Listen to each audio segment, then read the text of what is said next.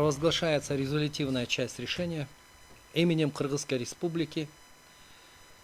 Резолютивная часть решения по делу о проверке конституционности частей 1 и 3 статьи 95 Уголовно-процессуального кодекса Кыргызской Республики в связи с обращением Анарбаева Махсатбека Гиязидиновича. 17 декабря 2025 года, город Бишкек.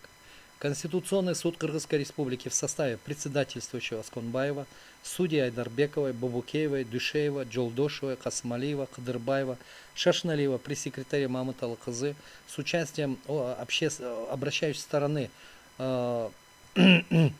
Осмоналиева Бакытта Саматкуловича, представляющего интересы Анарбаева Махсатбека Гиязидиновича по доверенности, стороны ответчика Саранова Самата Каштобековича, постоянного представителя Джоркенеша Кыргызской Республики в Конституционном суде, третьих лиц Молдубаева Алмазбека Тавалдыевича, постоянного представителя президента Кабинета министров Кыргызской Республики в Конституционном суде, Сапьянова Маргарита Насаркановна, представителя Верховного суда Кыргызской Республики по доверенности, Халыгул Улу Бакыта Байдулдаева Кумарбека Курманбековича, представителей Генеральной прокуратуры Кыргызской Республики по доверенности, Ахымбекова Темирлана Телековича, Хасанова Эмира Эрнисовича, представитель Государственного комитета национальной безопасности по доверенности, Джаркамбаева Айзбека Долузбековича, постоянного представителя Министерства юстиции в Конституционном суде, Аскарова Ильгиза Камилджановича, представителя Министерства внутренних дел по доверенности, руководствуясь частями 1-2 статьи 97 Конституции,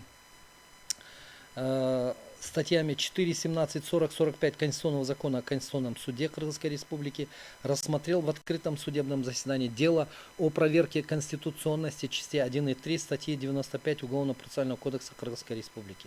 Заслушав информацию судьи докладчика Кадырбаева, проводившего подготовку дела к судебному заседанию, исследовав представленные материалы, выслушав позиции сторон и мнения третьих лиц, руководствуясь пунктом 2 части 2, частью 4 статьи 97 Конституции, статьями 48, 49, 52, 53 Конституционного закона о Конституционном суде, Конституционный суд Кыргызской Республики решил признать часть 1 и 3 статьи 95 Уголовно-процессуального кодекса Кыргызской Республики не противоречащими частям 1, 3 и 4 статьи 57 Конституции Кыргызской Республики.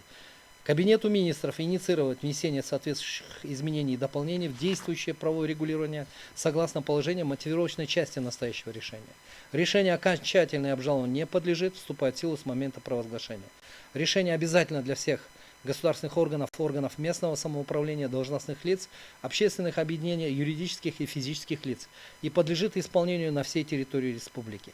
Опубликовать настоящее решение в официальных изданиях органов государственной власти, на официальном сайте Конституционного суда и в Вестнике Конституционного суда Кыргызской Республики.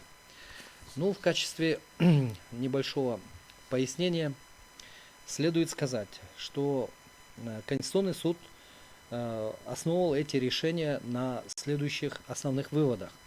Конституция не запрещает законодательное закрепление преюдициальной силы судебных решений. В условиях правового государства преюдиция может рассматриваться как средство защиты от произвольного пересмотра установленных судом обстоятельств. Вместе с тем судебные акты вынесены в особом порядке по упрощенной процедуре, рассмотренной без соблюдения принципов отправления правосудия, таких как принцип непосредственности, всестороннего исследования доказательств, не могут иметь преюдициальной силы для других лиц и других дел.